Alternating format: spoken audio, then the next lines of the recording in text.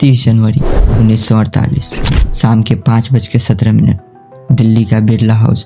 राष्ट्रपिता महात्मा गांधी अपने शाम की प्रार्थना सभा के लिए जा रहे थे। वो 78 साल के थे। देश आज़ाद हो चुका था, लेकिन विभाजन का दर्द से आज भी कहर रहा था। गांधी जी उस घाव पर शांति का मरहम लगाने की कोशिश कर रहे थे, लेकिन उन्हें नहीं पता था कि भीड़ में छिपा एक आदमी नफरत की आग में अभी भी जल रहा है। फिर आई वो आवाज़, 3 गोलियों की आवाज़, और भारत की आत्मा का एक हिस्सा हमेशा के लिए खामोश हो गया। सवाल ये है कि नाथूराम गोडसे कौन था? उसने गांधी जी को क्यों मारा? और क्या ये केवल एक आदमी का काम था या एक गहरी साजिश है? आइए जानते हैं इस इतिहास का पूरी कहानी। गांधी जी की हत्या का कारण आज़ादी के बाद की राजनीति में छुपा है। लाखों लोग की नज़र में वो बापू थे, लेकिन एक कट्टरपंथी समूह उन्हें देश की समस्याओं का जड़ मानते थे। इस नफरत की अगुवाई कर रहा था नाथूराम गोडसे। गोडसे और उसके सहयोगी नारायण आप्टे सावरकर की हिंदू सभा से जुड़े थे। उसकी विचारधारा सीधी थी। वो भारत को एक हिंदू राष्ट्र बनाना चाहते थे, जबकि गांधी जी धर्मनिरपेक्षता और हिंदू मुस्लिम एकता पर जोर देते थे। गोडसे के मन में सबसे बड़ी शिकायत क्या थी? गोडसे का मानना था कि गांधी जी अति तुष्टीकरण की राजनीति कर रहे हैं। दूसरा और सबसे बड़ा कारण बना 55 करोड़ रुपए का मामला।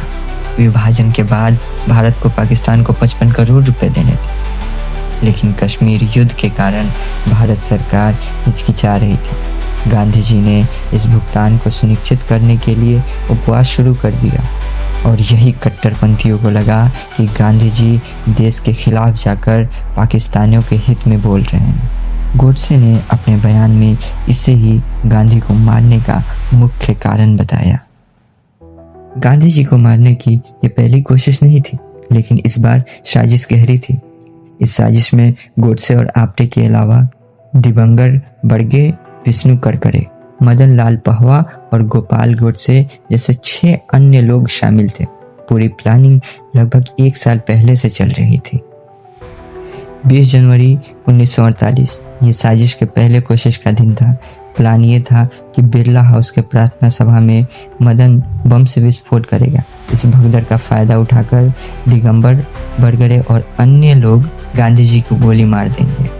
पाहुआ ने धमाका किया, लेकिन बरगरे डरकर भाग गया। पाहुआ पकड़ा गया और उसने पुलिस के सामने साजिश का सारा राज खोल दिया।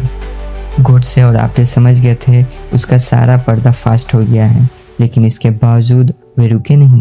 अब गोडसे ने खुद गांधी को मारने का फैसला किया।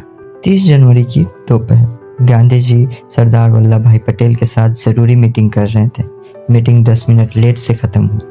वो अपनी 2 पोतियों मनु और आभा के कंधे पर हाथ रखकर प्रार्थना सभा की ओर बढ़ रहे थे। उन्होंने मजाक में कहा, आज मैं 10 मिनट लेट हूँ, मुझे ये देर बर्दाश्त नहीं। जैसे वो मंच की सीढ़ियों पर पहुंचे, भीड़ से नाथूराम गोडसे आगे बढ़ा। उसने मनु को कंधा दिया, लगभग गांधी जी के पैर को छूने का नाटक किया और अपने पिस्तौल से एक के बाद एक 3 गोलियां चला दी। गोलियां गांधी जी के छाती में लगी। उनके मुंह से एक शब्द निकला, हे राम। इस खबर ने पूरे देश में सन्नाटा कर दिया। प्रधानमंत्री जवाहरलाल नेहरू ने कहा, the lights has gone out of our lives. प्रकाश चला गया और हर तरफ अंधेरा है। गोडसे को मौके पर पकड़ लिया गया। देश भर में हिंदू महासभा और आरएसएस के कार्यालयों पर हमले हुए। सरकार ने आरएसएस पे प्रतिबंध लगा दिया, जिसे बाद में हटा भी दिया गया था। इस हत्या का मुकदमा ऐतिहासिक लाल किला में चला। गोडसे ने अपने बचाव में एक लंबा बयान दिया, लेकिन 8 नवंबर 1949 को अदालत ने अपना फैसला सुनाया। नाथूराम गोडसे और नारायण आप्टे को मौत की सजा सुनाई गई। 15 नवंबर 1949 को अनबाला जेल में उन्हें फांसी दे दी गई। 5 अन्य आरोपी को आजीवन कार्रवाई मिला। सावरकर को सबूतों के अभाव में बरी कर दिया गया। गोडसे ने सोचा था कि वो गोली मारकर गांधी और उनकी विचारधारा को खत्म कर देगा, लेकिन सच ये है कि गांधी जी के शरीर को तो मार दिया, पर उनके सिद्धांत, सत्य, विचार और मजबूत हो गए। 75 साल बाद भी ये विचार आज़ाद भारत की आत्मा बना हुआ है। हमें इस इतिहास से सीखना होगा और तय करना होगा कि हमें नफ़रत की आवाज़ सुननी है या इंसानियत और शांति की। आपका क्या विचार है, कमेंट में ज़रूर बताएं। और ऐसे ही ऐतिहासिक साजिश के बारे में जानने के लिए हमारे चैनल को सब्सक्राइब करना ना भूलें। मिलते हैं आपसे जल्द, तब तक के लिए जय हिंद।